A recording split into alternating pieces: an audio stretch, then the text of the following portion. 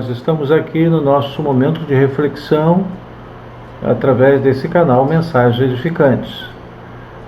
Eu quero dizer para você que é uma alegria muito grande de estar aqui, indo até você para esse momento de reflexão, para nós refletirmos, meditarmos sobre as Sagradas Letras. Mas antes eu quero dizer que eu sou psicanalista clínico, analista. Eu presto o meu trabalho, o meu serviço, cuidando de pessoas que estão passando por momentos de depressão, estresse, ansiedade, síndrome do pânico e vários comportamentos que a pessoa demonstra de forma alterada diante dos 1001 problemas que a pessoa às vezes enfrenta no decorrer da sua vida. Então eu estou aqui para dizer para você que eu posso e quero lhe ajudar. Você pode me encontrar através desse canal,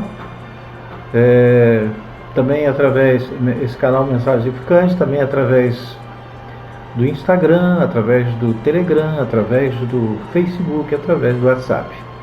Eu atendo em São José do Calçado, na Clínica Viver Care, às segundas e sextas-feiras. Laboratório Caxima, às quartas-feiras. Terça e quinta, eu atendo no Centro Integrado de Saúde, Clínica CIS, lá em Bom Jesus de Itabapoana. Então você pode me encontrar através desses portais que eu te apresentei, desses sites, de relacionamento, e eu estou aqui para te ajudar. Também sou pastor evangélico, eu coopero e ajudo na Igreja Evangélica Vida em São José do Calçado. Eu gostaria também de pedir que você, se ainda não se inscreveu no nosso canal Mensagem Edificante, aproveite a oportunidade e se inscreva, clique aí, inscrever-se, curta e também faça o seu comentário. Eu gostaria de falar nesta oportunidade a importância de crescer na graça e no conhecimento de Deus. O crescimento que eu estou falando, ela não abrange estrutura física, orgânica, óssea, não.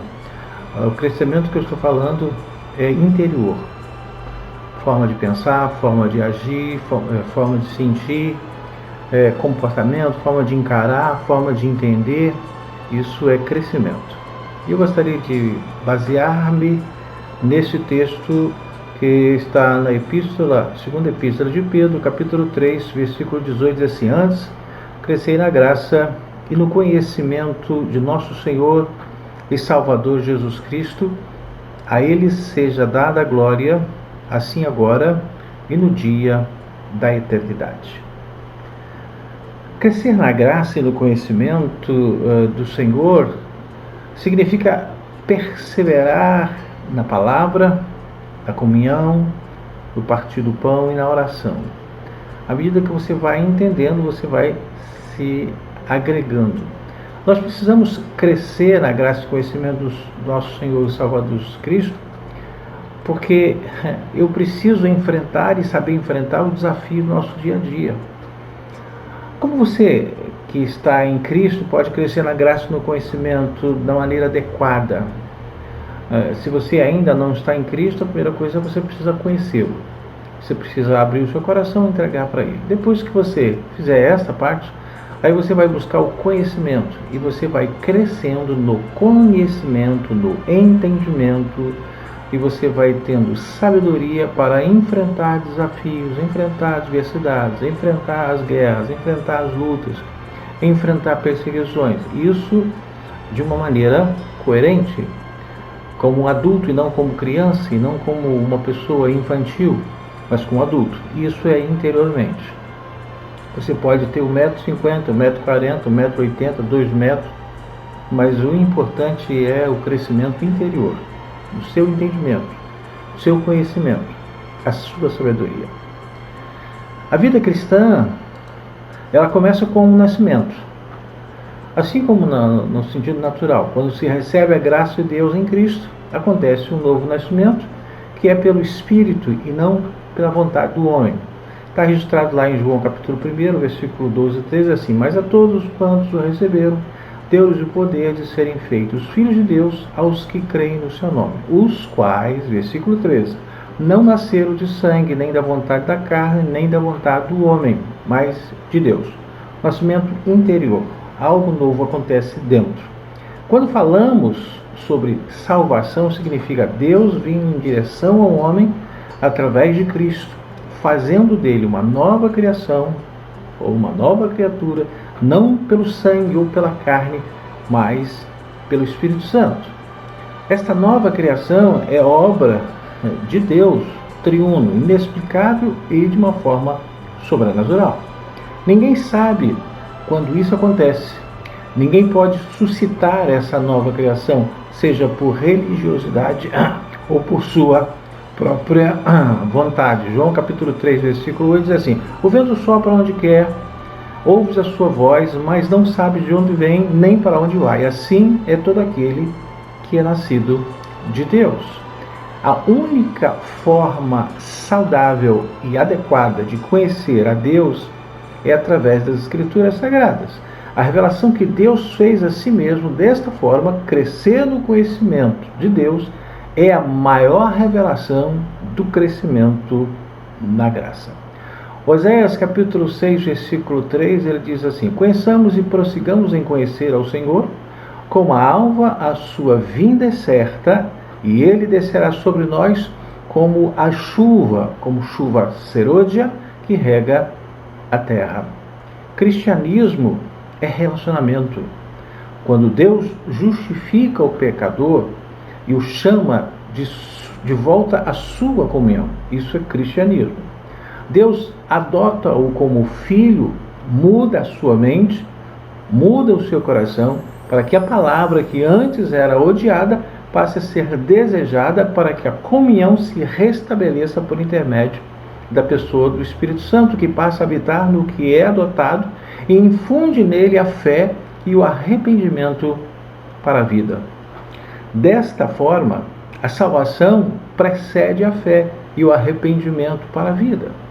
Saiba que o crescimento na graça e no conhecimento somente vem após a justificação e o novo nascimento. Se não está havendo crescimento, certamente ainda não houve o nascimento. Os filhos de Deus, eles são chamados para contrição, humildade, mudança de vida, e fé e exercício na fé em Cristo. O nascimento espiritual é um processo dinâmico que não permite que o cristão se acomode, levando o cristão a progredir e a ansiar a cada dia pelo reatamento da comunhão perdida. Romanos capítulo 5, versículo 8 diz assim: mas Deus prova o seu próprio amor para conosco pelo fato de ter morrido por nós, sendo nós ainda pecadores. Este verso mostra que quando as pessoas foram salvas pela morte de Cristo, eram todas pecadoras. Nenhuma delas apresentou mérito para esta salvação. Mas para um melhor entendimento, o crescimento na graça convém apresentar o que ele não é, esse crescimento. O crescimento não é estar mais salvo do que no momento da conversão. Não, isso não é crescimento. O crescimento também não é estar mais perdoado do que no momento da conversão. Também não é isso, nada disso. O crescimento não é estar mais justificado do que no momento da conversão. Não, também não é isso aí. A gente precisa entender. Saiba que a graça de Deus é definitiva e a salvação em Cristo é eterna.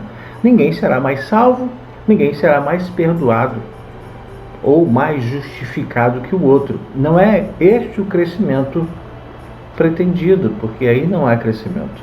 João capítulo 10, versículo 28, diz assim: eu lhes dou a vida eterna, jamais perecerão, e ninguém as arrebatará da minha mão.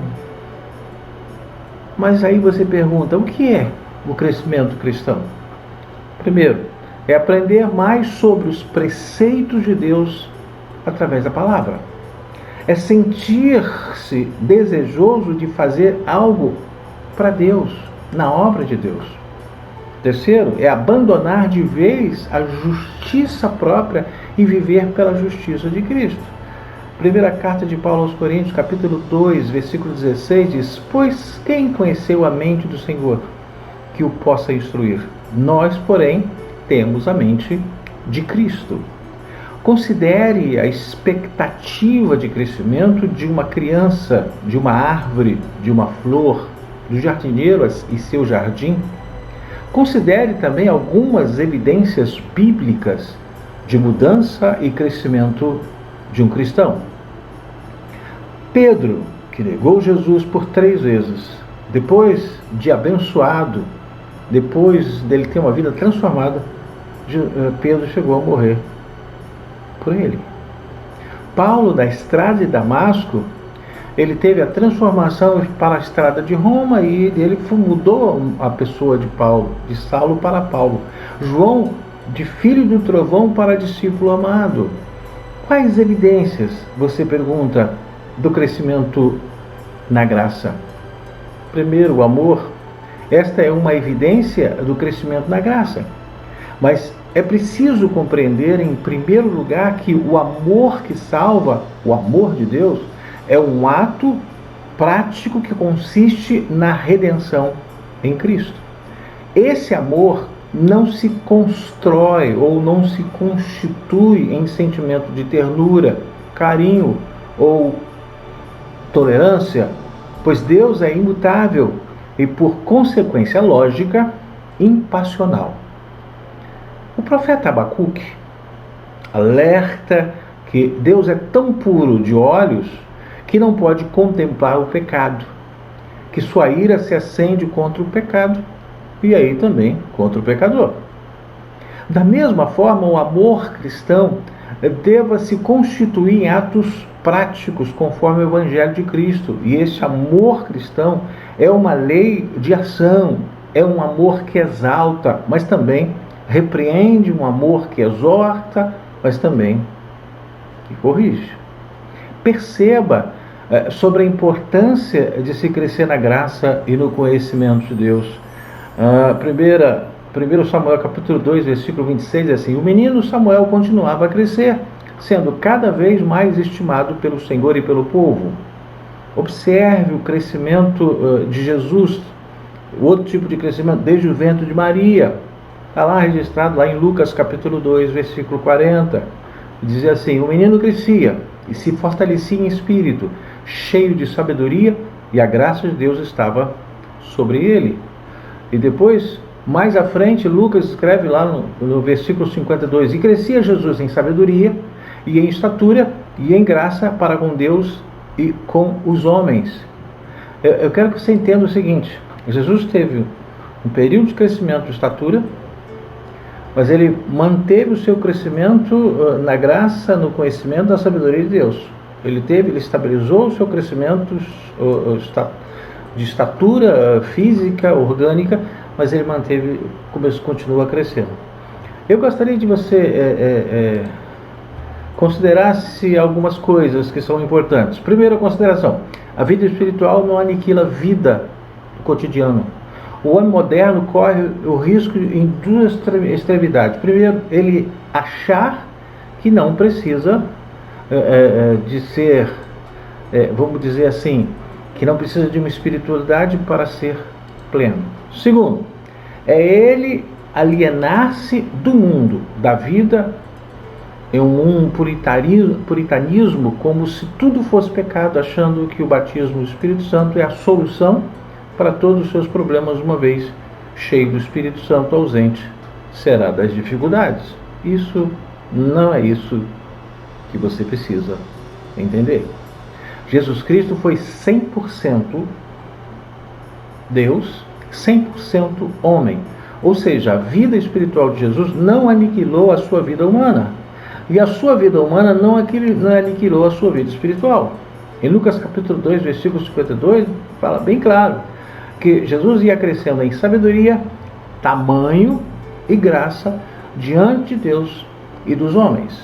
Jesus se encarnando em nossa humanidade, se aniquilou, ou seja, ele despojou-se da glória de ser Deus, onisciente, onipresente e onipotente, aceitando todas as limitações humanas.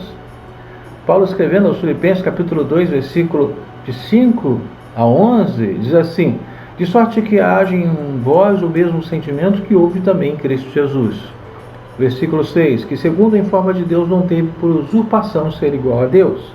Versículo 7, mas esvaziou-se a si mesmo, tornando a forma de servo, fazendo-se semelhante aos homens. Versículo 8, e achando na forma de homem, humilhou-se a si mesmo, sendo obediente até a morte, e morte de cruz. Versículo 9, por isso também Deus o exaltou soberanamente e lhe deu um nome que é sobre todo nome.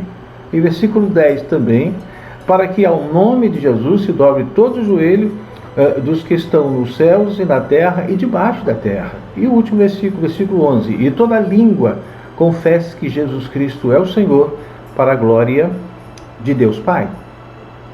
Jesus teve que passar por todo o processo de aprendizado. Teve que lidar com a dor, teve que lidar com perdas, teve que lidar com traições, teve que lidar com julgamentos, teve que lidar com desafios. Segunda consideração, crescendo em sabedoria, estatura e graça, foi o caminho que Cristo trilhou em sua humanidade, nas três dimensões, psíquica, biológica e espiritual.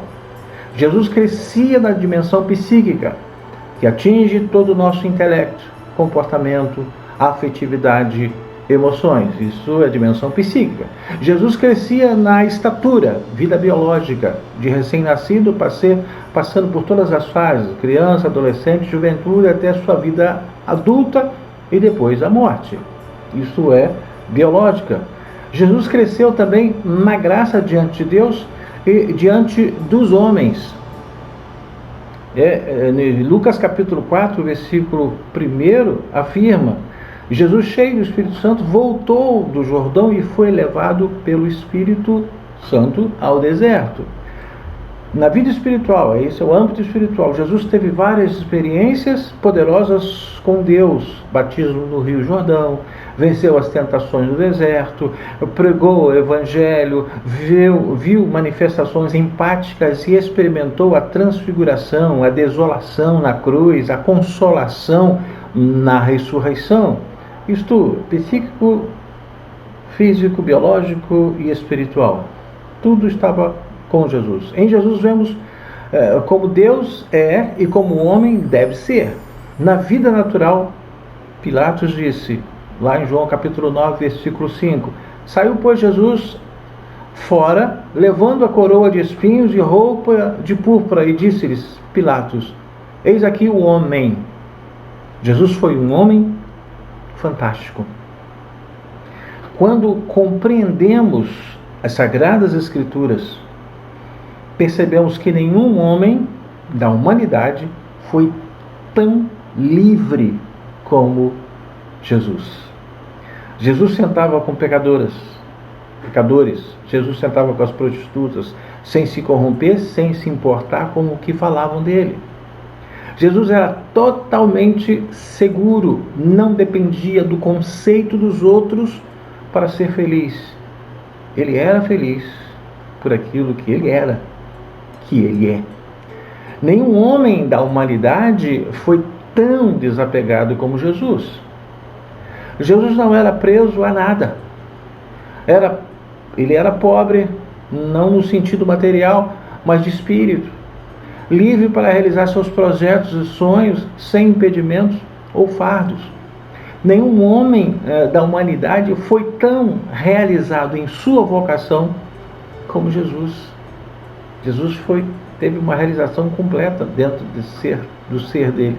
Muitos dizem que na cruz Jesus foi um frustrado, mas pelo contrário, a cruz era seu caminho e meta, era por meio dela que ele obteria todo o sucesso, salvando toda a humanidade, ou dando condições para a salvação da humanidade. Hoje a humanidade vive atolada em um medo tão grande que procura se esquivar do sofrimento da cruz, perdendo assim a verdadeira felicidade. Jesus abraçou a cruz e nela encontrou a vida e a vida em abundância. E não pense que Jesus não teve que passar pelas mesmas crises que nós enfrentamos. Nós passamos em nossa juventude dúvidas, angústias, medos, tensões de viver a santidade, complexos que nós passamos hoje em nossa juventude. Tudo isso passou Jesus. O próprio Jesus exclamou em agonia, diante do cálice que deveria tomar: minha alma está triste até a morte. Mateus capítulo 26, versículo 38. Então lhes disse: a minha alma está cheia de tristeza até a morte. Ficai aqui e velai comigo. Ele dizendo para os 3 discípulos, Pedro, Tiago e João. Jesus enfrentou muitas situações para atingir a perfeição. Por isso, para atingirmos o caminho da maturidade humana, precisamos passar por este mesmo caminho. O amadurecimento se faz necessário e precisamos querer esse amadurecimento. Nada de ficar na infantilidade, na criancice, na meninice. Existem 2 problemas apontados pelos sociólogos quando a pessoa não quer crescer. O primeiro problema é o complexo do Peter Pan. Existem jovens que não querem crescer. Eles não têm responsabilidade, não passam nenhum tipo de confiança, levam tudo na brincadeira, vivem com medo de assumir compromissos efetivos, profissionais ou espirituais. É o jovem Peter Pan. São maturos, são castrados em sua juventude, não têm carga para suportar a verdade, não conseguem lidar com críticas e vivem se alimentando de suas carências. Ninguém tem paciência comigo. Todos me perseguem, vitimismo. Porque só eu não tenho amigos? Porque só eu não tenho namorado? Ou só porque eu não tenho um namorado? Eles vivem na dependência dos pais, reclamando liberdade sem ter a devida responsabilidade. O jovem Peter Pan não cresce, permanece na inércia.